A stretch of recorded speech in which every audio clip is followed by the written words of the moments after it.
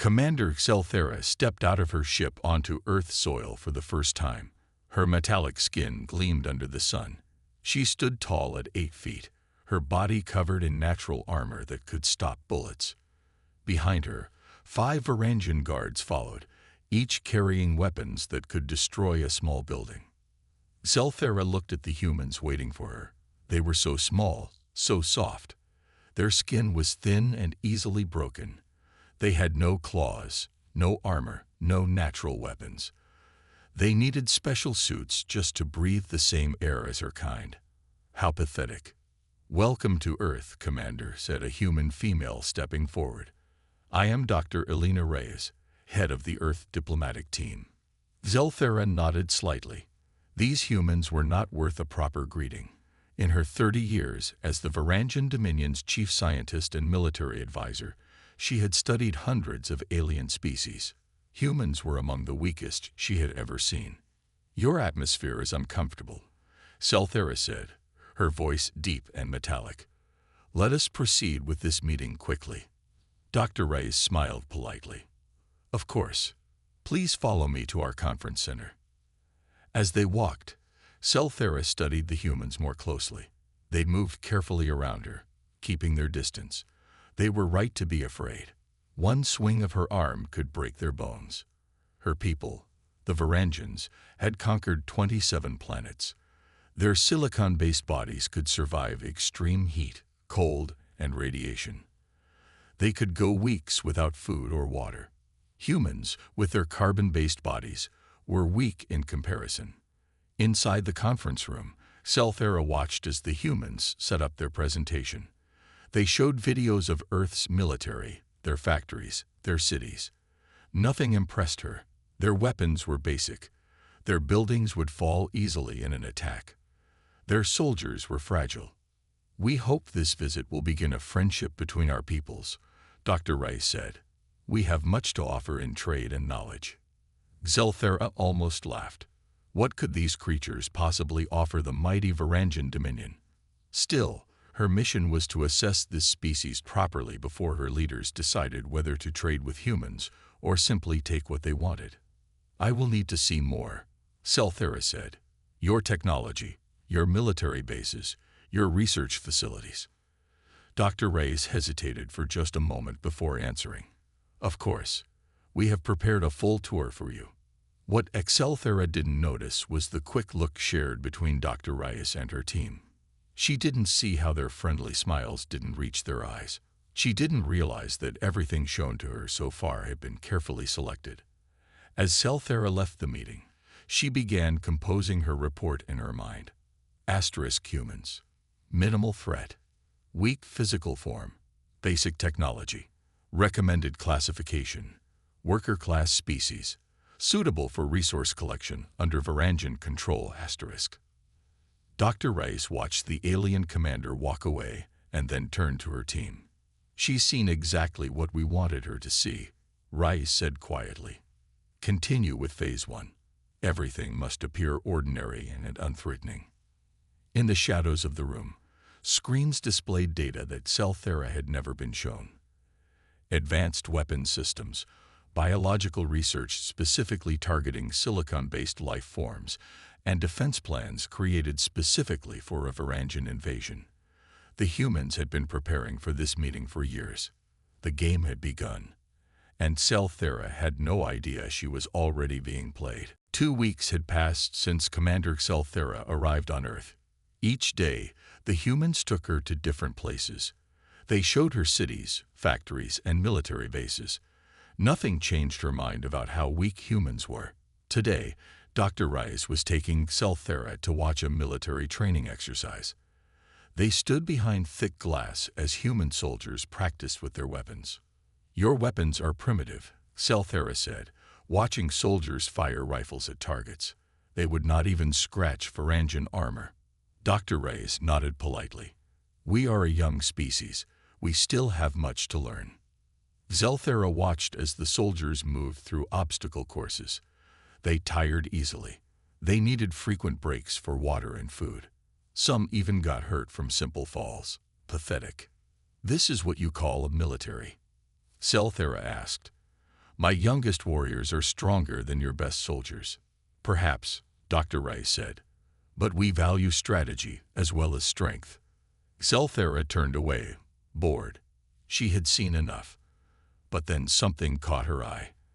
In a corner of the training area, a group of scientists were working with a small device. It looked familiar. Too familiar. What is that? She asked, pointing at the device. Dr. Rice looked nervous for a moment. Oh, that. Just something our engineers are testing based on the power system you showed us last week. Zelthera moved closer to the glass. The humans had taken the Varangian power core design she had shown them and had already modified it. That should have been impossible. It had taken Varangian scientists 50 years to develop that technology. These humans had copied and changed it in just days. How did they do that so quickly? Zelthera asked. Dr. Rice shrugged. We're good at adapting things. It's one of our few talents. Zelthera felt uneasy for the first time since arriving on Earth. Something wasn't adding up. The humans were physically weak, yes. Their technology was basic, yes. But their ability to learn and adapt was unexpected. Perhaps you would like to see our research facilities next, Dr. Rice suggested. We've made some interesting advances since learning about your people. Zelthera nodded slowly. Yes, I would like that. As they left the military base, Zelthera noticed something else strange. The human soldiers who had seemed so tired earlier were now moving differently when they thought no one was watching. Their movements were faster, more precise.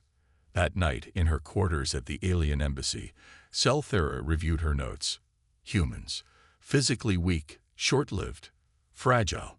But their minds worked in ways she hadn't expected. They learned too quickly.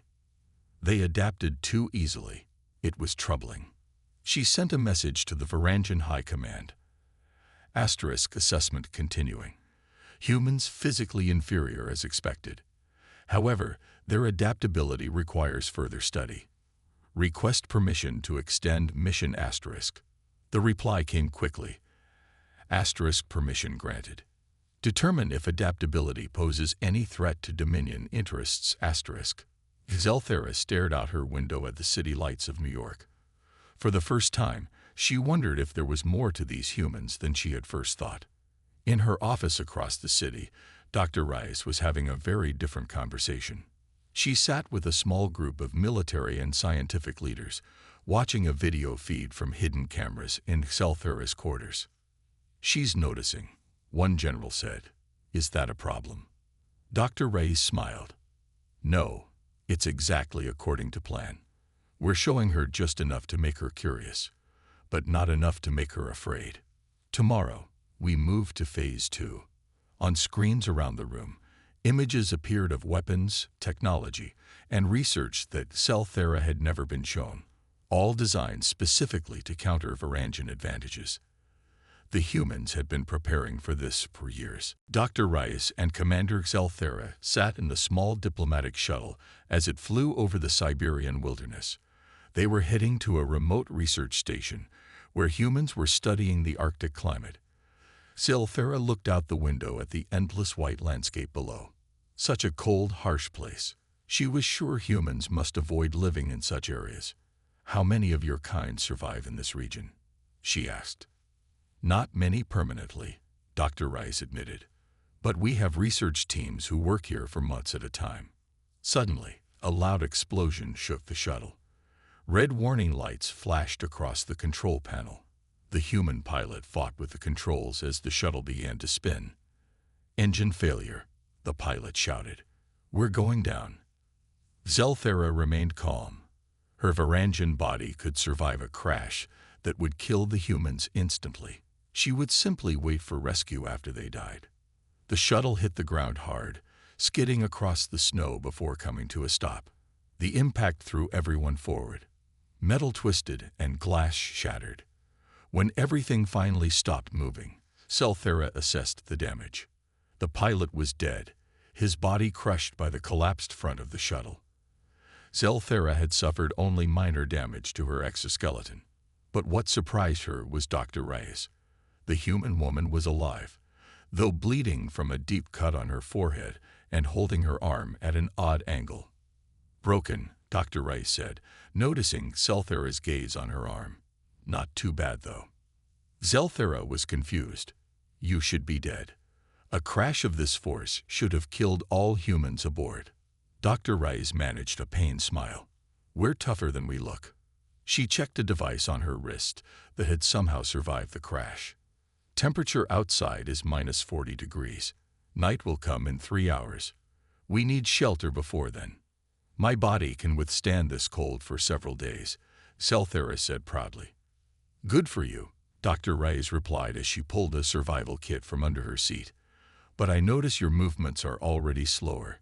Your kind evolved in desert environments, didn't you? This cold will affect your systems eventually." Zelthera realized the human was right.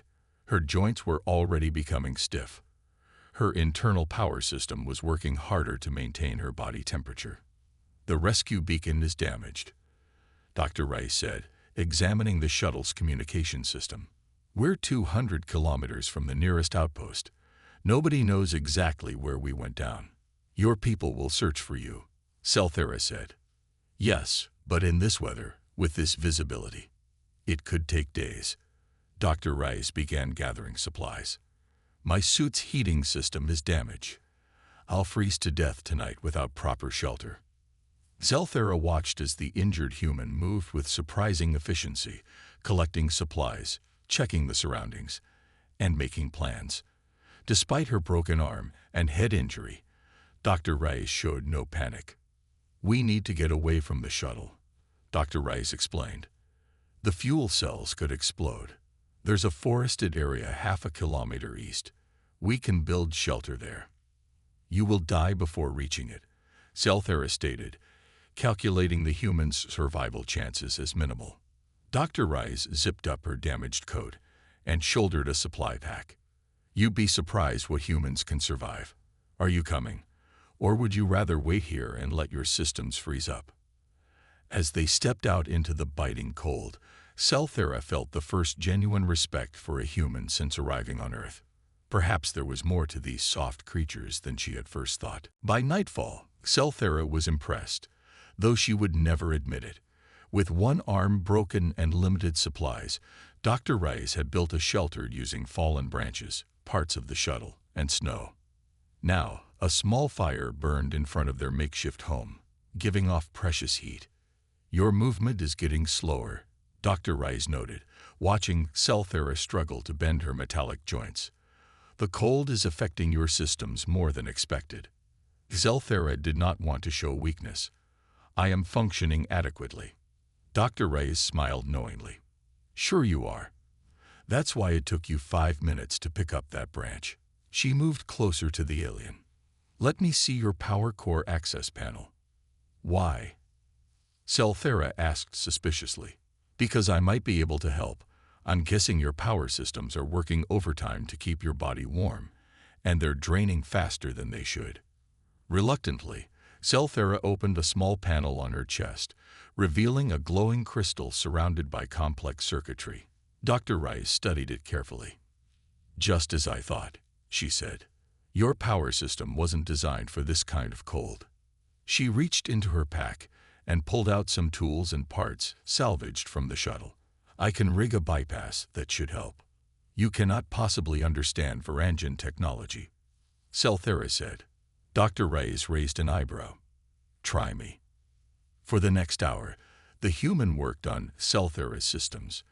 Despite her injury, her fingers moved with precision. Zelthera watched in silence, growing more confused by the minute. This human shouldn't have this knowledge or skill. "There," Dr. Rice said finally, closing the panel. "That should help regulate your temperature without draining your power so quickly." Zelthera felt the difference immediately. Her joints moved more freely, and her internal systems stabilized. "How did you know how to do this?" she asked. "I told you we're good at adapting," Dr. Rice said, feeding more wood to the fire. "I studied the power core you showed us last week.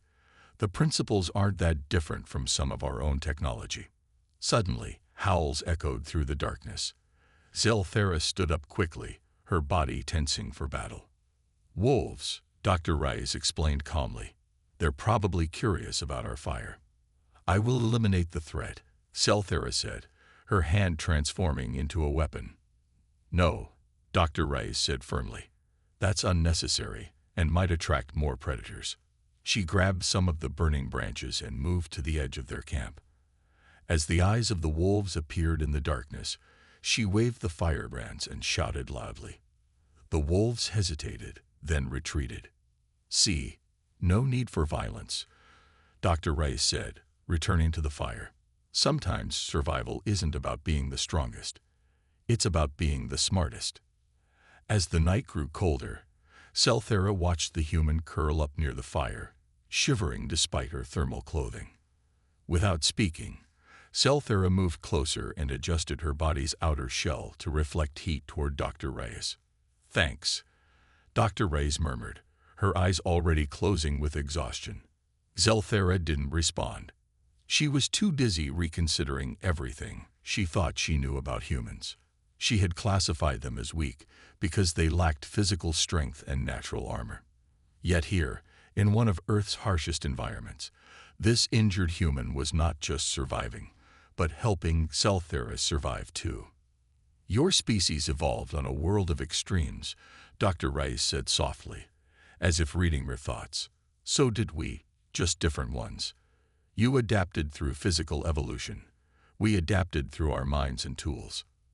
For the first time, Selthera wondered if she had been wrong about humans all along. 3 days passed in the Siberian wilderness. Despite the harsh conditions, Dr. Rice and Selthera had established a survival routine. Each morning, Dr. Rice would check and improve their shelter. Each evening, Selthera would use her superior strength to gather heavy wood for the fire. They had formed an unlikely partnership.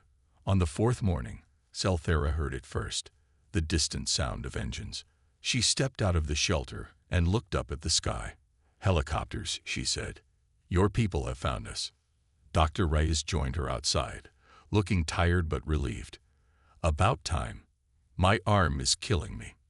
Within minutes, 3 black helicopters appeared above the trees. They landed in a clearing nearby, and soldiers in white winter gear rushed toward them.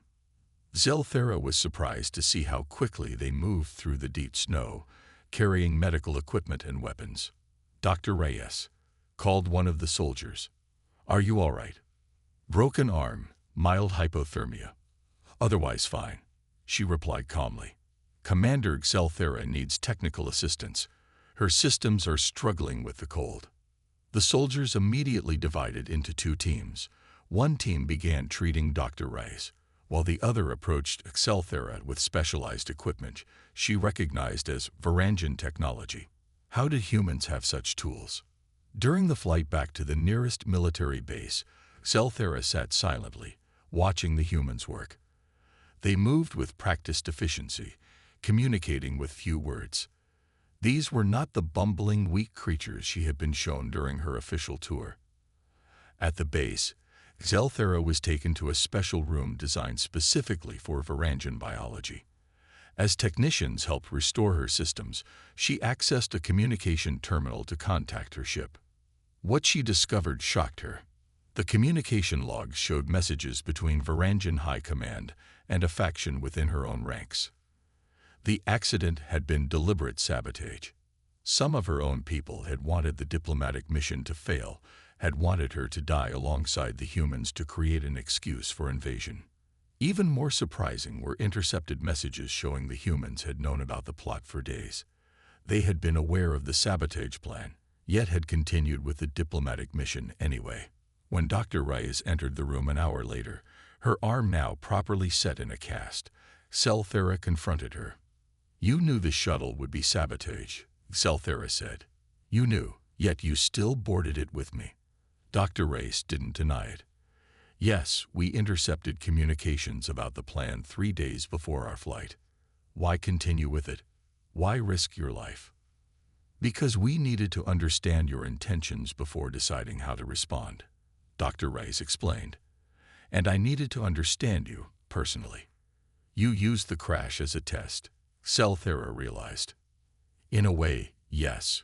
We wanted to see how you would react in a crisis, whether you would choose cooperation or elimination when dealing with humans you considered weak. Zelthera felt something unfamiliar, respect, mixed with uncertainty. Everything she thought she knew about humans was proving false. Your people are planning an invasion, she said. They see Earth as an easy target. Dr. Ray smiled, but there was no warmth in it. Perhaps it's time you saw what humans are truly capable of when threatened. Would you like a real demonstration of our capabilities, Commander? For the first time since arriving on Earth, Zelthera felt uneasy about her species' plans. She nodded slowly. Show me. Zelthera followed Dr. Reyes through a series of security doors, each requiring different types of clearance.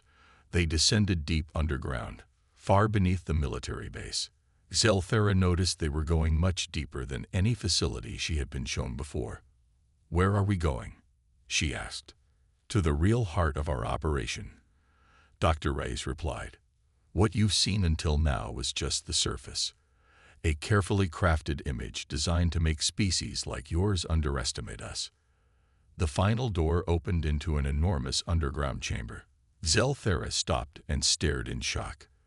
The facility stretched for kilometers in every direction, filled with technology that rivaled or even surpassed what the Varangian Dominion possessed. Welcome to Project Guardian, Dr. Ray said. Humanity's true defense program. Scientists and soldiers moved purposefully throughout the facility. On one side, humans in powered exoskeletons lifted weights that would challenge even Varangian strength. In another area, engineers worked on ships that looked nothing like the primitive space vessels Zelthera had been shown earlier. This is impossible, Zelthera said. Your species is too young to have developed this level of technology. We adapt quickly, Dr. Ray said, especially when we feel threatened. Your ship wasn't the first alien vessel to visit Earth, Commander. Dr. Reyes led her to a central platform where a serious-looking man in a military uniform waited. Commander Zelthera, this is General Rivera, head of Earth's Unified Defense Forces. The official military you were shown was real, the general explained, but it's only a small part of our capabilities. For the past 70 years, we've been preparing for the possibility of hostile extraterrestrial contact. On large screens around them, Zelthera saw human scientists studying what appeared to be Varangian biology. One screen showed a simulation of Varangian armor under attack from a weapon she'd never seen before. You've been studying us, she realized, since the moment your ship entered our solar system, Dr. Reyes confirmed. Just as you've been studying us. General Rivera pressed a button, and a new image appeared on the main screen. It showed a simulation of what would happen if the Varangian fleet attacked Earth. To Zelthera's shock, the simulation didn't show an easy victory for her people. Instead, it showed the humans using tactics and weapons specifically designed to target Varangian weaknesses. Your silicon-based biology gives you many advantages, Dr. Rice explained, but it also has unique vulnerabilities that carbon-based life doesn't share. We've developed countermeasures specifically for silicon-based life forms. Why show me this? Zelthera asked. I could report everything to my superiors. We're counting on it, General Rivera said grimly. We want your people to know exactly what they'll face if they choose invasion over peaceful relations. We don't want war, Commander. But make no mistake, we're ready for one. A scientist approached with a data pad and showed it to Dr. Reyes. She nodded and turned back to Zelthera. We've been monitoring communications from your fleet. Your leaders are growing impatient. They're planning to move forward with invasion preparations regardless of your assessment. Zelthera felt conflicted. Everything she had believed about humans had been wrong. They weren't the easy prey the Dominion believed them to be. You need to make a choice, Commander, Dr. Reyes said quietly. What happens next depends partially on you. Zelthera stood on the bridge of the Varangian flagship, facing the High Commander and his council. She had returned to report her findings, but the reception was colder than the Siberian wilderness she had just survived. Your report is troubling, Commander Zelthera, the High Commander said, his metallic voice echoing in the chamber. You claim these soft creatures pose a threat to the mighty Dominion. I do not claim they pose a threat, Selthera replied carefully. I report that they are not the easy conquest we believe them to be. The council members looked at each other. One of them, General Kraz, stepped forward. Commander, you were specifically chosen for this mission because of your record in assessing potential conquest worlds. 27 successful campaigns were based on your evaluations. Now you return telling us to be cautious about attacking primitive humans. Zelthera stood firm. I have seen their true capabilities. They have developed technologies specifically designed against our biology.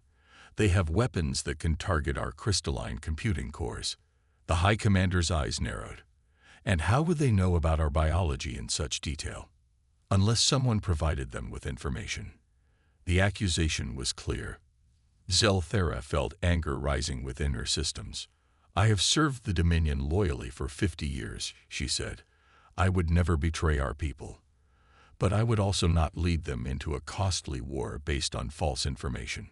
False information that you alone have seen, General Kraz pointed out. No other observer has reported these advanced human capabilities you describe. Zelthera realized then what was happening. The decision to invade Earth had already been made, regardless of her report. The Council wasn't interested in her assessment. They wanted her endorsement or her silence. I request permission to present the evidence I've gathered, she said. She reached for her data core, ready to show them the recordings she had made of the human facilities. But when she accessed her storage systems, she found nothing. All her recordings, all her data, gone. Someone had purged her memory banks while she was docked with the flagship. Is there a problem, Commander? The High Commander asked with false concern. Zelthera looked up at the council members. Their expressions told her everything she needed to know. They had removed her evidence. They wanted this war. The humans will not surrender easily, she said. They will fight, and they know more about us than you realize. Your judgment has been compromised by prolonged exposure to these creatures, the High Commander declared. You are relieved of your duties pending a full investigation. Guards, escort Commander Zelthera to her quarters. As Varangian guards surrounded her, Zelthera made a decision. The Dominion she had served loyally was not interested in truth, only conquest, and they were underestimating a species that deserved respect. That night, while the flagship's systems were running diagnostics, Zelthera slipped away to the shuttle bay. She had served the Dominion her entire life, but now she was about to commit treason. She had to warn humanity about what was coming. As her small shuttle broke away from the flagship, alarms began to sound. But it was too late. Zelthera set course for Earth, knowing she could never return to her people. She had seen what humans could do when threatened, and now she had chosen her side in the coming conflict. She's coming back, Dr. Rice announced, looking at the radar screen. Just as you predicted, General. General Rivera nodded, watching as Zelthera's small Varangian shuttle approached Earth's atmosphere. Have the landing team ready, but no weapons visible. She's taking an enormous risk. When Zelthera's shuttle landed at the secret military base, she was met by Dr. Rice and a small team. No weapons were pointed at her, but she could sense the tension. They're coming, Zelthera said as soon as the shuttle door opened. The Dominion has already decided to invade. My evidence about your capabilities was destroyed. They wouldn't listen. Dr. Rice nodded calmly. We expected as much. Come with me. There isn't much time. Inside the command center, Zelthera found herself surrounded by humans working with intense focus. Screens showed Varangian ships moving into position near Earth's orbit. You need to tell me everything, Zelthera said urgently. Your weaknesses, your strengths. If I know how your weapons and defenses work, I can help you prepare better. For the next several hours, Zelthera worked alongside human scientists and military strategists. She explained the vulnerabilities of Varangian ships, the patterns of their attack formations, and the weaknesses of their combat troops. Your ships rely on crystalline computing cores, she explained, pointing to a diagram. They're vulnerable to specific electromagnetic frequencies. Your sensors can't detect these frequencies, but they will shut down your systems completely. Dr. Rice worked beside her, programming the information into Earth's defense systems and the exoskeletons your soldiers wear. They can be compromised by targeted ultrasonic vibrations, Selthera said. The frequency must be precise, or it won't work. As they worked, news arrived that Selthera had been officially declared a traitor to the Varangian Dominion. There was no going back now. Why are you helping us? A young human scientist asked her during a brief break. You're betraying your own kind. Zelthera considered the question carefully. The Dominion I served was supposed to be honorable. We conquered, yes, but through strength and superior ability. What they're doing now, refusing to acknowledge truth because it interferes with their plans, that's not the Dominion I swore to serve. She looked around at the humans working tirelessly to defend their world. And you deserve better than to be conquered based on a lie about your capabilities. The first attack came without warning. Varangian ships appeared in the skies above major cities and began firing. The bombardment was meant to cause panic and force a quick surrender. But the Varangians were shocked when their weapons had far less impact than expected. Unknown to them, humans had already evacuated population centers and deployed experimental shield technology based on principles they'd learned from studying Varangian ships.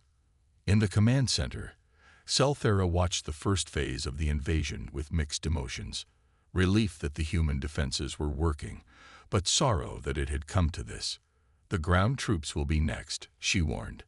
They'll land outside major cities and advance in formation. Dr. Reyes placed a hand on Selthera's metallic shoulder. Then we'll be ready for them, thanks to you. Selthera had never imagined she would fight against her own people, but standing among these humans, these surprisingly strong, adaptable, and honorable beings, she knew she had made the right choice. 3 days into the invasion, the Varangians were confused and angry. What should have been an easy conquest had turned into a difficult battle. Their ships were being damaged by weapons they couldn't detect. Their ground troops were falling to tactics they'd never seen before. In a hidden command center beneath the ruins of Geneva, Selthera studied battle reports with Dr. Reyes and General Rivera. They're changing their approach, Selthera said, pointing to movement patterns on the screen. The High Commander is bringing in the elite forces. These soldiers are the best the Dominion has. Can your modifications to our sonic weapons still affect them? General Rivera asked. Yes, but they'll adapt quickly. We need to keep changing frequencies. Dr. Reyes looked tired but determined. The nanoscale atmospheric manipulators are working. 3 landing zones are now showing conditions toxic to Varangian biology. What impressed Selthera most was how humans coordinated globally. Using quantum communication systems that Varangians couldn't intercept, human forces shared information instantly. When one defense worked in Asia, forces in Europe immediately adopted it. When a tactic failed in North America, all units knew within seconds. Incoming transmission. Call the communications officer. Varangian High Command is requesting to speak with the traitor. She looked apologetically at Selthera. On the main screen appeared the face of the High Commander himself. Commander Selthera, he said, his voice cold. You have betrayed your species to help these weak creatures. Why? Selthera stood tall. I betrayed nothing. The Dominion betrayed its principles when it chose to ignore truth. Humans are not weak. They deserve respect, not conquest. Your betrayal will not save them. The High Commander said, I am sending our best shock troops to your location. They have orders to eliminate you personally. The screen went dark. General Rivera immediately began issuing evacuation orders. We need to move to the backup facility, he said. They'll be here within the hour. No, Selthera said firmly. If we run, they'll follow. This facility has the best defenses. We should make our stand here. Dr. Rice looked at her with concern. That's suicide. Their shock troops are coming specifically for you. Then let them come, Selthera said. I know their tactics. I know how they think. We can use that. Within the hour, Varangian dropships landed outside the ruined city. Elite soldiers, their metallic bodies gleaming in the sun, marched toward the hidden facility. Selthera and a squad of human soldiers waited in the rubble. Remember, Selthera told the human squad, they'll expect you to fight from a distance. They don't believe humans can face them up close. Then they're in for a surprise, said the human squad leader, activating her powered exoskeleton. The battle was fierce. Varangian shock troops smashed through buildings, their weapons designed to kill quickly. But the humans didn't retreat.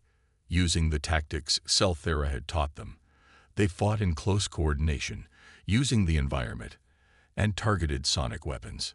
Selthera found herself cornered by 3 Varangian soldiers she had once commanded. Traitor, one hissed. You will die with these weak humans. As they closed in, Selthera prepared for her end. But suddenly, the human squad appeared, forming a protective circle around her. Though outnumbered and physically weaker even in their exoskeletons, they fought with stunning coordination. Fall back, the human leader shouted. Selthera, move now. As they retreated together, Selthera realized something profound. These humans were risking their lives not just for their world, but for her, an alien who had once considered them beneath respect.